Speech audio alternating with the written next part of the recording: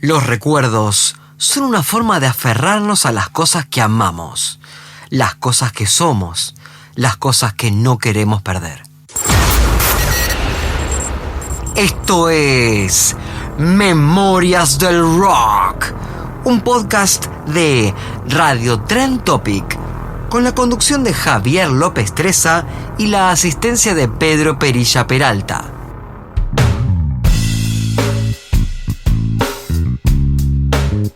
Hola, soy Javier López Treza y esto es Memorias del Rock, con el aporte bibliográfico de Pedro Perilla Peralta.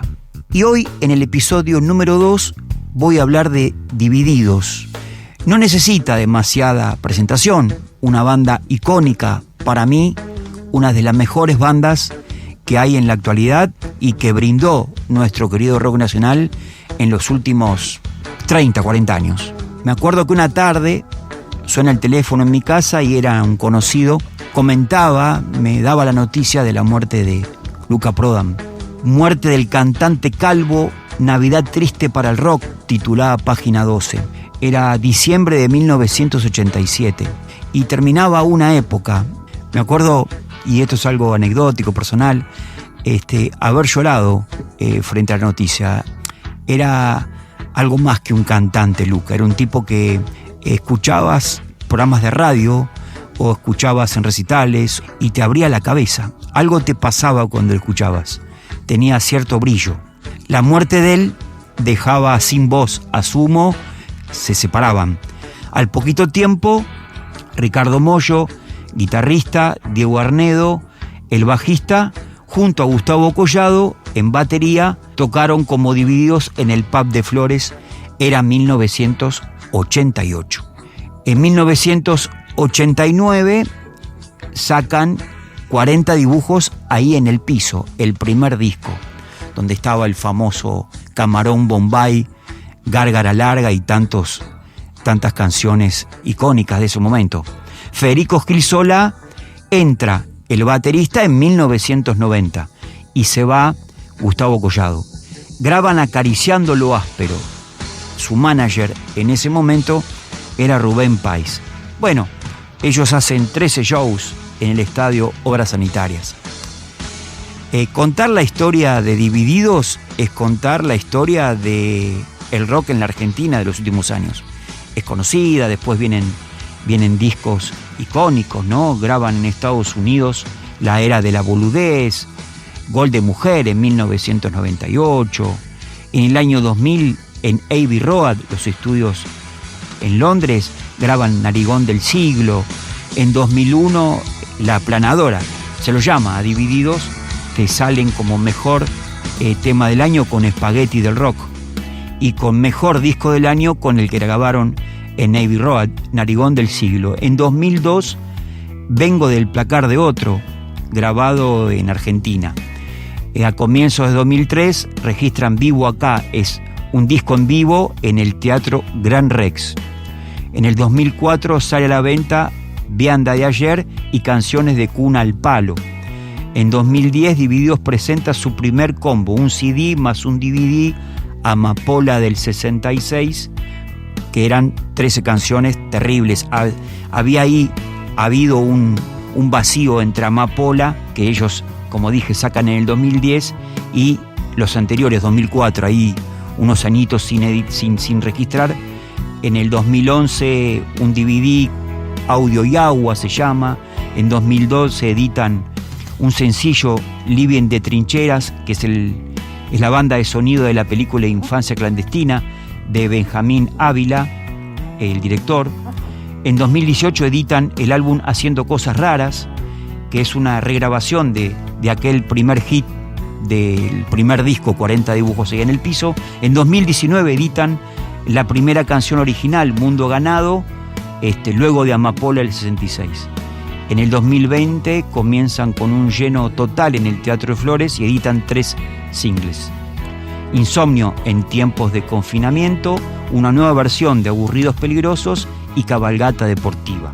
Bueno, en un momento ellos sacan Acariciando lo áspero Y quiero contarles mi anécdota con ellos, porque yo los fui a ver un montón de veces. Trabajé en ese momento para varias revistas.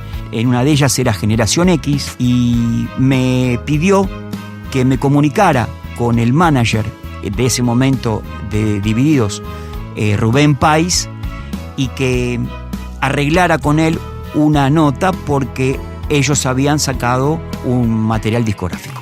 Me contacto con Rubén me dice que va a hablar con ellos y me avisa. Vuelvo a contarles que todo esto es sin celular, es vía telefónica con el teléfono en casa discando, ¿no?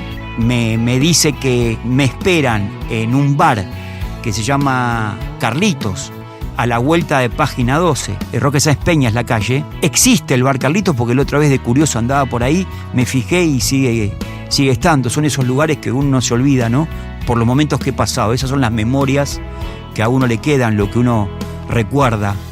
Cuando llego, me acuerdo, esa tarde, medio como que estaba llovinando y había como un toldo. Me meto entre el toldo, era una pizzería, y ahí estaba en una mesa, en la vereda, cubierta por ese toldo, Ricardo Mollo y Federico Gil Solá, el baterista, comiendo una musa. Así que los saludo, ellos me conocían de haberlos visto en shows, iba a cubrirlos siempre que podía para la revista. Bueno, nada, empecé a rezar que el grabador funcionara, chequeando las pilas nuevamente, y les pregunté en qué andaban. Me ofrecieron pizza, les dije que no. Esto lo tengo escrito bajo el título Descolgando Cuadros en un libro que todavía no edité. Pero bueno, esto es algo anecdótico. Les comento que estaban los dos como quien viene de jugar un partido de fútbol, medio cansados. ¿Por qué? Porque habían terminado de grabar el disco y estamos hablando de, para mí, uno de los mejores discos de ellos, Acariciando lo Áspero. Hablamos, les pregunté de qué trataba el disco, me contaron las canciones como Sábado, El 38, un disco tremendo. Sí, Cuadros Colgados. Y en un momento les dije que yo necesitaba que me prestaran o que me hicieran escuchar algo del material como para ampliar un poquito más la nota, darle un poquito más de punch. Y Ricardo me dijo, mirá, no tenemos nada salvo el vinilo, porque lo acabamos de grabar hace unas horas, ya está el vinilo hace unos días y el vinilo ya está, lo tengo con nosotros, tenemos nada más que 3, uno para cada uno, y abre una mochila y saca Acariciando lo Áspero en vinilo y me lo da y me dice, escuchá, Javier, yo te voy a dar, me quedó grabado en la memoria, yo te voy a dar este disco que es mío, que me lo dio la editorial y que yo no lo escuché porque lo acabo de retirar de la discográfica. Llévalo, escuchalo y mañana comunicate con Rubén Páez y devolvéselo. Si eso no ocurriese, Ezeiza es la salida. Yo quedé paralizado porque era como tener el eslabón perdido conmigo. Era, no sé, me habían dado el cáliz de oro del Vaticano y cuidalo. Entonces lo acepté, le dije que obviamente ya entré a ponerme nervioso. Encima estaba el cassette ahí que lo estaba mirando porque tenía que no parar el cassette ¿no? Porque se terminaba la nota. Estamos hablando antes de la rueda, es decir, antes de internet. Bueno, también de curioso, en un momento le pregunto a Ricardo, porque estábamos ahí, ellos estaban comiendo, y Ricardo tenía un bolso, esos de viaje largos, que cada vez que él tocaba en algún lado, lo ponía al lado del micrófono. Y a mí me tenía intrigado, porque cada vez que yo lo veía ir a tocar o que lo iba a cubrir para la revista, siempre me llamaba la atención que entraba a un escenario, dejaba el bolso y arrancaba. Entonces el bolso estaba ahí, al pie de él, entre la silla de él y la mía. Yo a él lo tenía enfrente y a Federico hacia mi izquierda. Y le digo, Ricardo, te hago una pregunta de curioso. ¿Qué hay en el bolso? Me dice, ahí te muestro. Lo abre, todos cassette, pero desbordaba de cassette.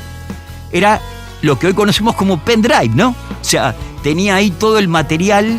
Yo creo que los próximos discos estaban todos ahí. Era una cosa infernal, nunca había visto. Era una disquería dentro del bolso.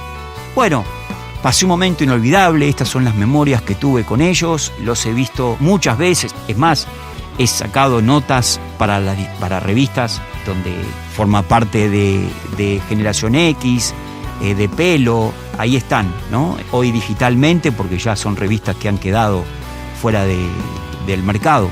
Con esto quiero decirles y recordarles que haber tenido la posibilidad de haber charlado con él me hizo pensar, me fui pensando a mi casa que a veces gente tan grande, ¿no? Músicos tan importantes son tan humildes, ¿no? Y tan comunes, tan humanos. No sé si cualquiera me hubiera dado su disco. Bueno, me fui, lo saludé, me fui con el grabador. Mi auto tenía un Renault 12 que andaba como podía, pobrecito. Y salí a buscar entre contactos quién me daba una mano para escuchar el disco, porque no era común que cualquiera tuviera un tocadiscos. Ya estaba el CD en boga hacía rato. Tuve acceso a un gimnasio donde me permitieron pasar, y en ese gimnasio había un tocadiscos. Así que cuando el gimnasio cerró, esperé que el gimnasio cerrara como la 1 de la mañana, y tuve el gimnasio a mi disposición y el disco lo abrí y lo puse, y cuando entró a sonar el 38 saltaba contra los Puchiman, me pegaba la cabeza, no lo podía creer, y lo escuché completo. Era algo que no me olvido más, era estar viviendo la historia. Para mí era parte de Divididos, era un desprendimiento de Sumo, era también algo de Luca, era estar viviendo la historia ahí en vivo. Entonces terminé, guardé todo, me fui a dormir como pude, y a la mañana siguiente traté de ubicar a Rubén Páez como podía. Entonces lo llamo: Rubén, Javier, escúchame, ayer estuve con Ricardo y me dieron un disco. ¿Dónde te puedo ir a ver para llevarte el disco? Porque me lo prestó. No te hagas problema, me dijo. No, le digo, no, vos decime dónde vos estés. Yo rezaba que no me diga Rosario. Decime dónde vos estás, yo te lo llevo. Me dice, mira, estoy ahora lejos, pero hace una cosa, lleváselo a mi mamá. Y me da una dirección de Congreso donde vivía la mamá. ¿Te imaginas? No me daba los pies para salir. Y ahí fui, con mi querido Renault 12, buscando la calle en Congreso. Encontré, me atendió una señora, le entregué el disco y era como haber llegado, a la final del mundo, y ya está. Se lo entregué y me quedé contento, pero pará, quería chequear que el disco le llegue a Ricardo. Entonces le avisé a Rubén que el disco ya lo había entregado. Me dijo, quédate tranquilo, que mi vieja me lo da. Creo que posteriormente lo volví a llamar, o en algún momento lo encontré y le pregunté. Sí, me dijo, ya está. Así que esta es mi historia. Por supuesto que he hablado con ellos y los he conocido por cubrirlos, pero esta anécdota me parece que está en el corazón, por eso lo cuento, que es algo que me dejó a mí eso, ¿no? Un tipo grande con un corazón gigante. Eso es Ricardo y eso es Divididos. Esto fue el episodio número 2.